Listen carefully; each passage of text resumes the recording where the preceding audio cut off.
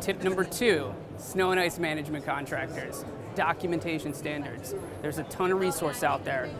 At the time, you and your snow team should be getting together, looking at industry resources, industry standards, making sure that your documentation is up to standard. Make your tweaks. Always monitoring what you're doing and making improvements is the point. Take photos. Check to see if it's doable to make sure you do timestamp photos.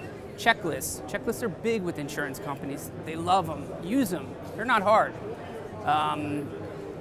Documentation, GPS. Making sure you evaluate your GPS.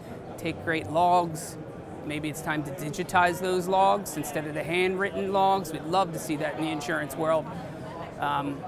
Just take it serious. I would say make sure that you're taking the time with your team to go over the documentation standards and raise that bar internally.